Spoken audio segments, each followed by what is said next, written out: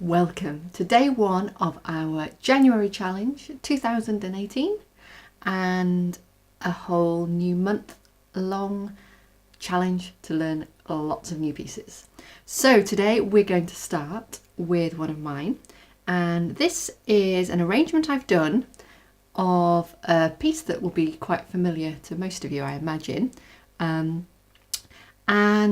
it is from a series that I'm working on, which is preparation pieces inspired by ABRSM exam pieces. That's the Associated Board for the Royal Schools of Music. So this is a piece that we are going to call Rock to Joy. And today we're going to learn the first 8 bars. And this piece has been inspired and heavily influenced by Stuart Green's Blistering Rock, which is from the grade 3 syllabus for the ABRSM exams here in the UK. And you can get that in his Blistering Along book. Highly recommend it. So, without further ado, let's get started on our first 8 bars. I'll play it for you first. I'm in C major.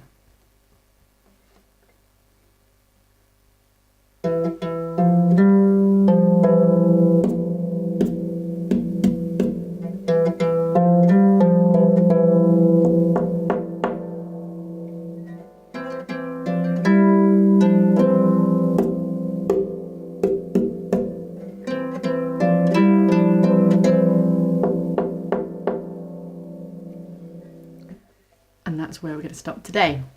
So we have a little hint, a little snippet of the tune that's going to come in tomorrow, and it's in our left hand, and there's a couple of different ways that you can do the fingering for this. Both of them start the same though, I would say, which is with your finger 3 on the E, finger 2 on the F, and thumb on the G. This is all just below middle C. So 3 in a row, E, F, G.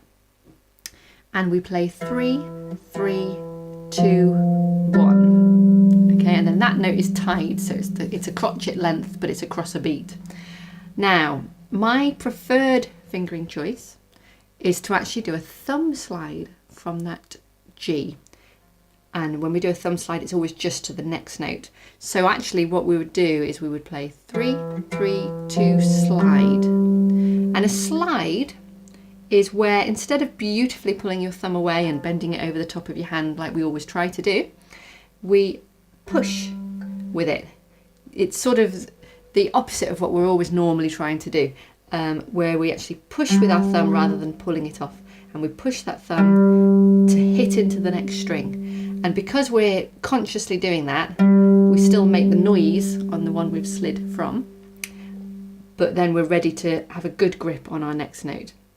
Okay, the other note that we'll need to place as well is our finger 2 is going to go on the E just next to it. So really what we're playing is we're playing from the E up to the G and back to the E again, just these 3 notes up and down. It's just what order and what rhythm. So my preferred fingering is to go 3, 3, 2, slide, 1, 2. Okay, if you really hate that, if that just doesn't feel comfortable, then you could do 3, 3, 2, 1, 2, 3. And hopefully you notice there, if I just show you with my right hand, 3, 3, 2, 1, 2, 3. How before playing the 1, I quickly got the 2 and the 3 back on for security. Okay, that's probably a little bit easier to do, although you have got to quickly get back on there. However, the thumb slide would be very useful for you in what we have coming up tomorrow and beyond. So I recommend trying it first, seeing if you can do it that way before reverting to maybe doing 3, 3, 2, 1, 2, 3. Okay, so if we do that just in rhythm, just this left hand, it's on the E, F, G, da, da, da, da, da, da, 1, 2, 3, 4. Good, okay, that's going to be answered by the right hand tapping on the soundboard, bongo style. Right, so for this, what we want to do is we want to use probably at least 3 fingers if we can, and you want to curve your fingers in such a way that they end up all the same length, so that they all hit the soundboard at the same time. Okay, and we want to go tap, tap, tap, tap, tap, and hopefully you'll notice how my hand is bouncing away off the soundboard. We don't go thud, thud and stay on the soundboard. It does make a noise, but it doesn't allow it to reverberate enough. When we hit drums, the skin of a drum, you want to release it so that it can actually reverberate. Unless you're playing something where it specifically asks you not to do that. But in this case, tapping it bongo style. Tap, tap, bounce, bounce it off. Okay, so let's put those two bars together. Left hand on the E, F, G. Right hand can be hovering ready with its nice even fingers. And you can maybe use the board to get your fingers even ready, and then you know that they're going to land together. 1, 2, 3 and 4 and.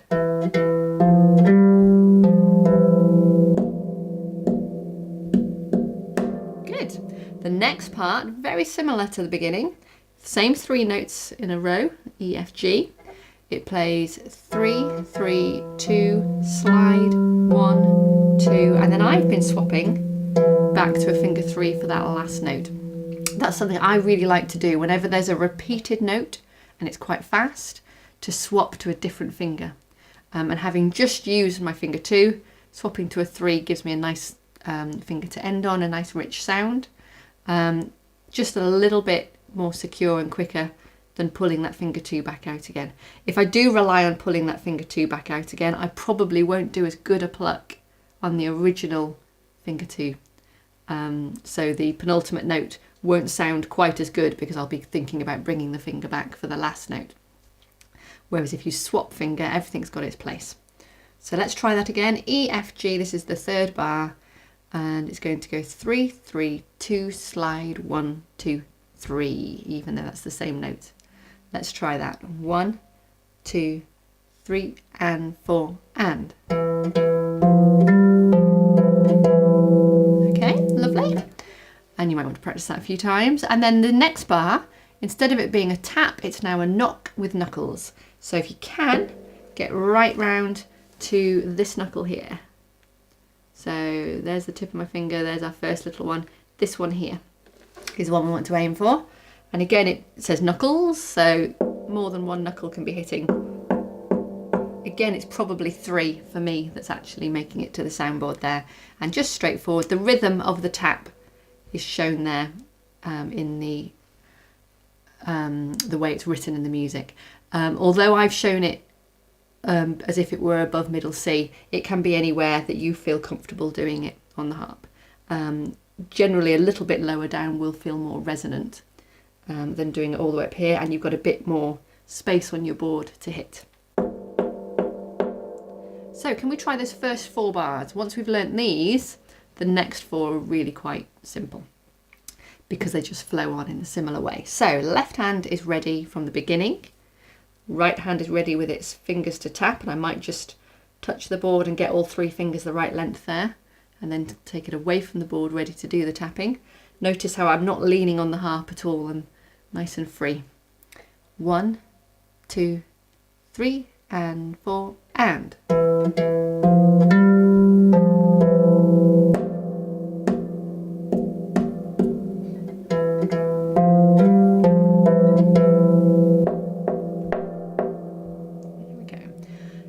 Interesting there, you may have heard some more of my nail in that original tap, and we could try and avoid that. So just be a bit further round onto the nice fleshy parts of your fingers, and obviously try and have short nails too.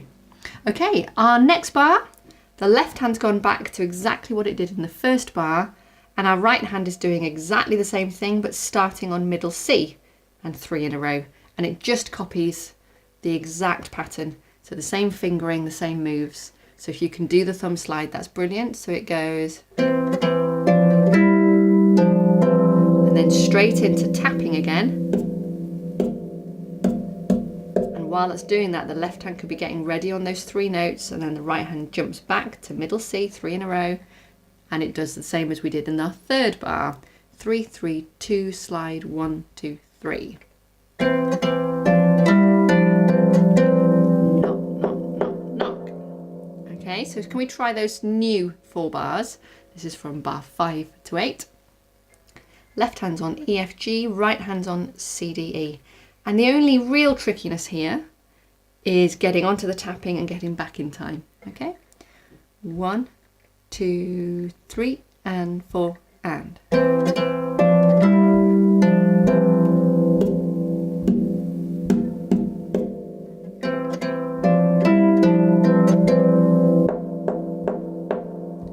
Brilliant. Should we put the whole day together? Left hand ready, E, F, G. When you get onto the bars we've just played, the left hand is still holding the tune notes. So try and let that be slightly more prominent than the right hand, although it's nice to have the harmony come in there. Okay, so very beginning, all ready. 1, 2, 3, and 4, and.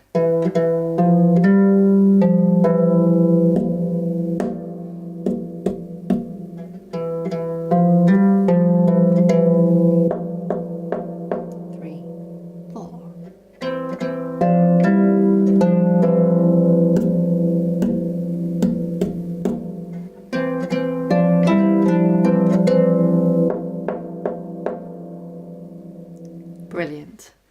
Ready for some fun tomorrow. Well done.